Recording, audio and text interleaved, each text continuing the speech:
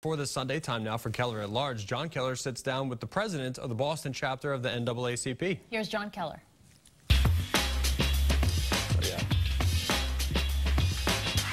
Good morning. Thanks for joining us. Diversity in education, politics, and the degree to which our political leaders have or haven't delivered on their promises to communities of color. All topics under discussion this morning with our guest. We're glad to have back here at WBZ, Tanisha Sullivan, president of the Boston chapter of the NAACP. Welcome. Thank you, John. Good to see you, Tanisha. Thanks for coming over.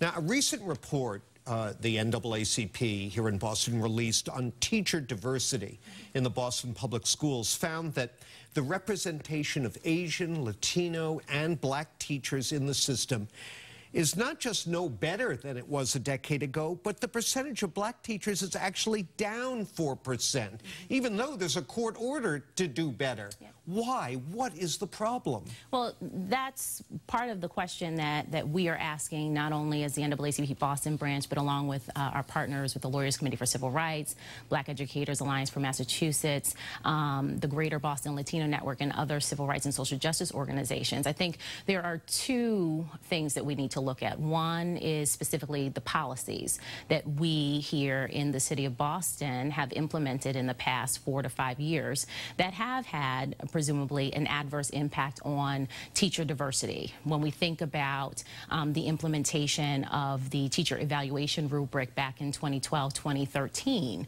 that showed, some of the results coming out of that showed an adverse impact on Black educators, male educators, older educators in the district. Also, the implementation of the mutual consent hiring policy within the district.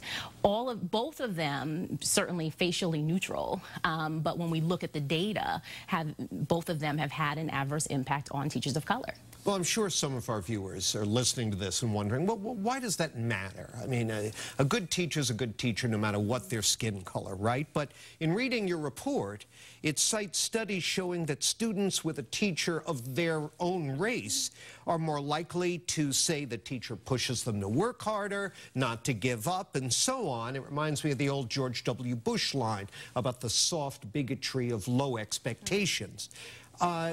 Is that still true? Well, certainly the research shows, and the white paper that we released about 6 weeks ago points to a number of research papers that do show that there is a positive impact that happens for all students, irrespective of race, when there is diversity among the teaching corps. So when we talk about high expectations in a classroom, or if we talk about culturally responsive teaching practices that an educator may have, or even simply just the role modeling of having someone who is standing in front of a classroom or working around a classroom day in and day out who looks like you, who's in a position of authority and in leadership, that does have a positive impact on our young people.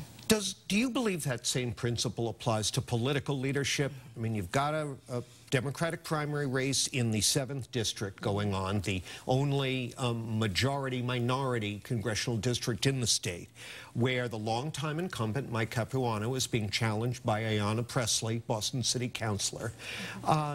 Is that something voters should factor in, the notion that having a Black woman in Congress, she'd be the only Black face in the delegation, could have that same kind of positive effect, or should it not be a factor? I think representation always matters. Anytime we're talking about inclusion and diversity, having not only diverse perspectives, but also having people who come from diverse backgrounds only lends itself to, I think, better governing, I think better policy decision making. I think that it is good for us as a Commonwealth, as a city, as a nation to have representation that is representative.